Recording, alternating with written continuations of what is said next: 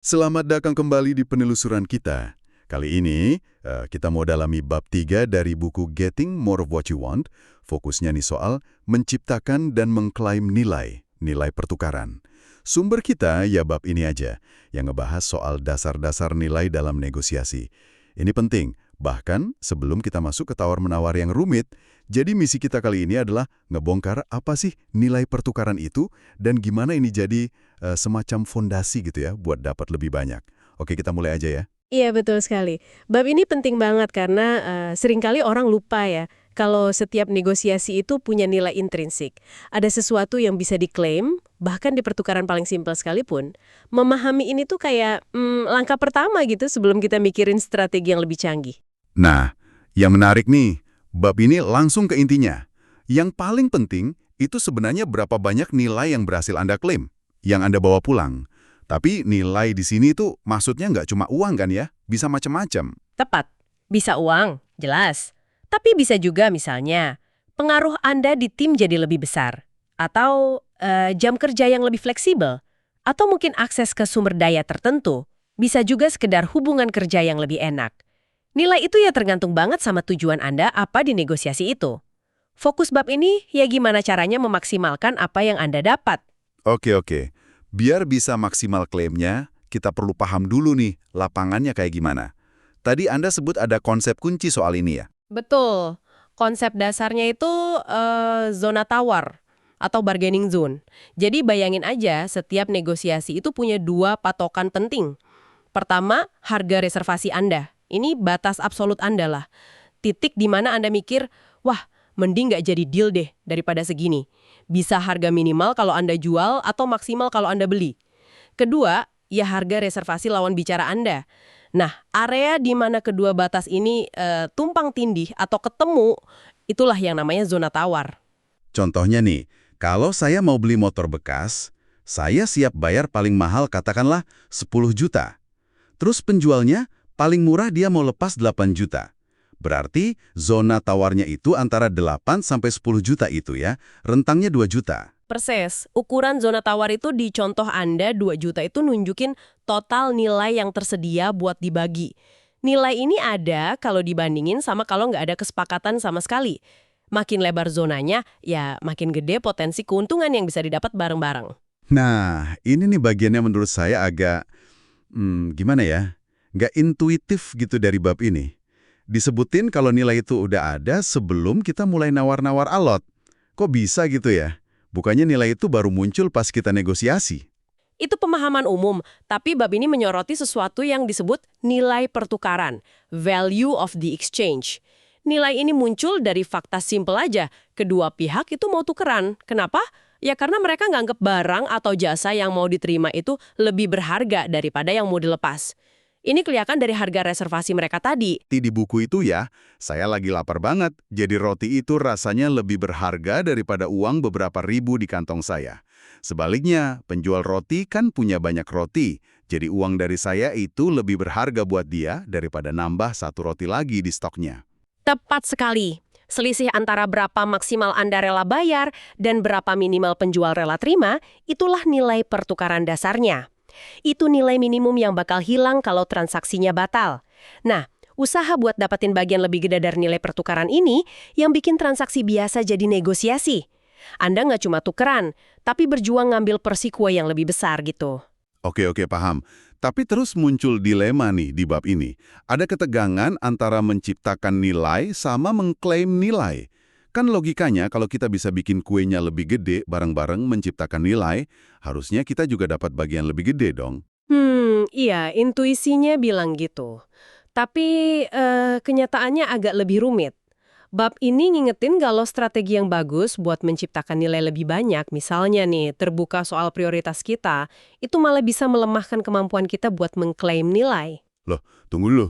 Bukannya kalau kita transparan itu bagus ya dalam negosiasi? Kok bisa berbagi info malah jadi bumerang? Ya karena informasi itu kekuatan, terutama di negosiasi yang sifatnya distributif, di mana keuntungan satu pihak ya kerugian pihak lain. Kalau Anda terlalu terbuka soal, katakanlah, batas maksimal budget Anda, harga reservasi Anda, atau seberapa penting sih isu A buat Anda, itu sama aja ngasih amunisi ke lawan bicara. Mereka bisa aja neken Anda sampai pas di batas itu, atau ngasih konsesi minimal yang mereka tahu udah cukup buat Anda. Ah, Sebaliknya, kalau Anda yang tahu harga reservasi mereka, nah, Anda punya keuntungan besar buat ngeklaim lebih. oke.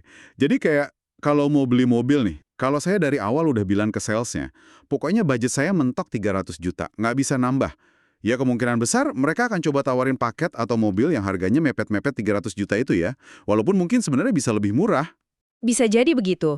Mereka udah tahu batas atas Anda. Sebaliknya, kalau Anda tahu persis nih, berapa sih biaya dealer buat nambahin fitur X atau berapa margin minimal mereka, Anda bisa nawar lebih pede, posisi klaim Anda lebih kuat. Jadi ada pertarungan informasi di sini ya. Coba kita lihat contohnya deh biar lebih kebayang. Kasus si Thomas beli ban di buku itu gimana ilustrasinya? Oke, misalkan si Thomas ini, dia udah riset, terus nentuin harga reservasi dia maksimal yang dia mau bayar itu $160 per ban. Sementara itu, si dealer, dia punya harga reservasi juga. Minimal yang mau dia terima itu $125 per ban. Oke, berarti ada zona tawar positif ya di sini. $160 kurang $125. Itu $35. Artinya ada potensi nilai sebesar $35 yang bisa diperbutkan dibanding kalau nggak jadi transaksi sama sekali. Bener sekali. Nilai $35 itu ya nilai pertukaran dasar di kasus ini. Gimana cara bagi 35 itu? Ya tergantung harga akhir yang disepakati. Misalnya nih mereka deal di $130. Berarti si Thomas untung $30 kan? Karena batas dia $160, tapi bayarnya cuma $130. Dealer untung $5. Dia terima $130, padahal batas minimalnya $125. Total keuntungannya $30 plus $5, ya pas $35. Sama kayak ukuran zona tawarnya. Ini pembagian nilai di isu distributif murni. Siapa dapat berapa, itu hasil negosiasinya. Paham. Tapi itu kan kalau isunya cuma satu ya, harga doang. Kenyataannya kan sering lebih kompleks. Gimana kalau ada beberapa isu? Misalnya si Thomas ini nggak cuma nawar harga ban, tapi juga nawar soal kapan bannya dikirim. Dia maunya cepat, dealer mungkin maunya lebih santai. Pertanyaan bagus, bab ini juga bahas itu. Kalau ada beberapa isu, tapi semuanya itu sifatnya distributif murni. Artinya, keuntungan satu pihak itu persis sama dengan kerugian pihak lain nilainya.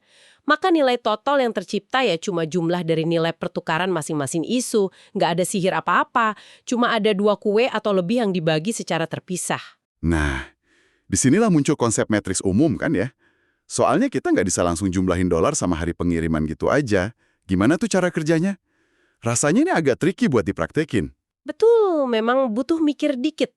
Metrik umum itu intinya cara buat ngukur nilai isu yang beda-beda pakai satu satuan yang sama. Biasanya sih uang. Anda perlu tanya ke diri sendiri, berapa sih nilai rupiahnya kalau pengiriman telat sehari buat saya? Atau berapa nilai rupiahnya garansi nambah setahun?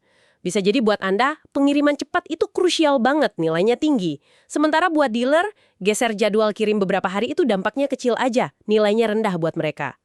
Nah, perbedaan valuasi inilah kuncinya. Oke, perbedaan valuasi. Dan yang paling bikin saya, kaget gitu ya di bab ini adalah klaimnya kalau kesepakatan itu masih bisa tercapai, meskipun di salah satu isu utama kayak harga gitu, zona tawarnya negatif. Ini gimana logikanya ya? Kok bisa? Nah, ini bagian yang super menarik dan nunjukin kuatnya negosiasi paket. Coba kita ubah dikit contoh Thomas tadi. Anggap sekarang batas maksimal Thomas buat harga ban itu cuma $110. Tapi batas minimal dealer tetap $125. Kalau cuma ngomongin harga, zona tawarnya kan negatif ya, minus $15. Jelas nggak bakal ketemu kalau cuma ngotot di harga. Iyalah, nggak mungkin ketemu itu mah. Tapi kita tambahin isu lain, pengiriman. Thomas pengen banget ban dikirim dalam 7 hari. Batas toleransi paling lamanya mungkin 45 hari deh. Dealer, karena alasan logistik atau apa, minimal butuh 30 hari buat kirim standar. Nah, di isu pengiriman ini kan ada ruang negosiasi. Sekarang, gimana kalau mereka mikirinnya sebagai paket? Harga $175 per ban ini jauh di atas batas Thomas loh, tapi pengirimannya cuma 7 hari. Jauh lebih cepat dari batas maunya dealer. Tunggu. Harga $175. Itu kan lebih parah dari nggak sepakat. Mana mau sih, Thomas? Nah, disinilah metrik umum tadi main peran. Katakanlah Thomas udah ngitung nih, tiap hari pengiriman lebih cepat itu bernilai $2 buat dia. Coba kita hitung nilai paket ini secara keseluruhan buat Thomas ya. Pertama, dari sisi harga. Dia bayar $175, padahal batasnya $110. Berarti dia rugi $65 dibanding batasnya kan? Ya, rugi $65. Kedua, dari sisi pengiriman. Batas toleransi dia kan 45 hari, tapi dia dapatnya 7 hari. Berarti dia untung percepatan 38 hari. Nilainya berapa? 38 hari kali $2 per hari sama dengan $76. Untung $76 di pengiriman. Jadi total nilai paket buat Thomas minus $65 dari harga, ditambah plus $76 dari pengiriman. Hasilnya plus $11. Positif. Artinya meskipun harganya jauh di atas batas dia, paket ini secara keseluruhan lebih baik buat dia daripada nggak jadi deal sama sekali. Wow. Oke. Itu dari sisi Thomas ya. Terus gimana dari sisi dealer? Mereka kan jadi rugi karena ngirimnya cepat banget. Kita hitung juga buat dealer. Pakai metrik yang sama ya, anggap aja $2 per hari. Itu juga biaya buat dealer kalau mempercepat. Dari sisi harga, mereka terima $175, padahal batas minimalnya $125.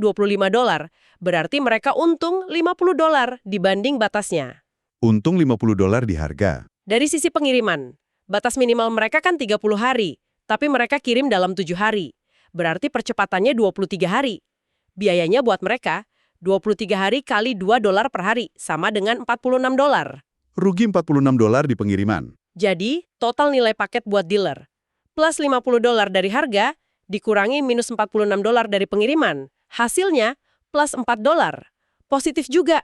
Luar biasa. Jadi kesepakatan yang tadinya kelihatan mustahil, kalau dilihat per isu harga nggak ketemu, pengiriman juga beda jauh maunya, ternyata jadi mungkin, dan malah sama-sama untung, pas dikemas jadi satu paket gitu ya.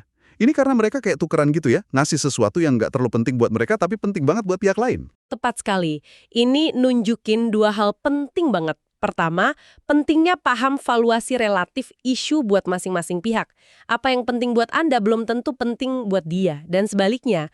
Kedua, pentingnya netapin harga reservasi itu di level paket keseluruhan, bukan per isu.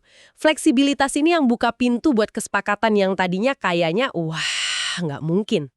Oke deh, setelah kita telusuri lumayan dalam nih, rasanya perlu disaring lagi ya intisarinya.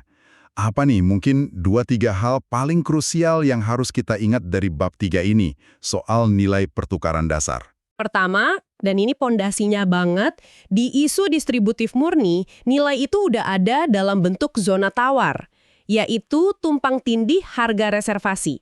Jadi, ngenalin dan coba ngira-ngira zona ini itu langkah awal yang krusial, biar tahu seberapa gede sih kue yang lagi diperebutin. Kedua, poin yang menurut saya bisa ngubah permainan. Pakai metrik umum buat nilai isu-isu yang beda, dolar, hari, kualitas, apa aja. Ini bisa banget memperluas kemungkinan deal. Ini bikin kita bisa melakukan trade-offs atau pertukaran nilai yang sama-sama untung, bahkan pas satu isu kayaknya udah mentok. Dan yang ketiga, yang mungkin sering kelewat tapi penting banget. Jangan terlalu kaku sama batas per isu. Tetapkan harga reservasi Anda itu di level kesepakatan keseluruhan. Lihat paketnya secara utuh. Ini ngasih Anda ruang gerak buat, ya, kalah dikit di satu area, tapi bisa menang besar di area lain yang lebih penting buat Anda. Ini juga ngurangin resiko salah ngitung karena fokusnya ke gambaran besar. Wah, iya ya, pemahaman soal nilai pertukaran yang udah ada dari awal ini bener-bener ngubah cara pandang sih. Bukan lagi soal siapa menang, siapa kalah dari nol, tapi lebih ke gimana cara bagi nilai yang emang udah tercipta dari keinginan tukeran itu sendiri, dan gimana caranya mungkin bisa memperbesar nilai itu bareng-bareng. Betul sekali. Dan kesadaran ini mestinya memicu refleksi penting nih buat Anda yang dengerin. Coba direngemkan, kalau Anda tahu nih ada nilai dasar yang bisa diklaim bahkan sebelum negosiasi alot dimulai, gimana ini akan mengubah cara Anda bersiap atau cara Anda memulai negosiasi berikutnya? Apa satu langkah konkret pertama yang bakal Anda lakuin secara beda hanya karena paham soal nilai pertukaran fundamental ini? Pertanyaan yang bagus banget buat dibawa pulang dan dipikirin ya. Terima kasih sudah nemenin kita semua dalam penelusuran kali ini. Sampai jumpa di eksplorasi kita berikutnya.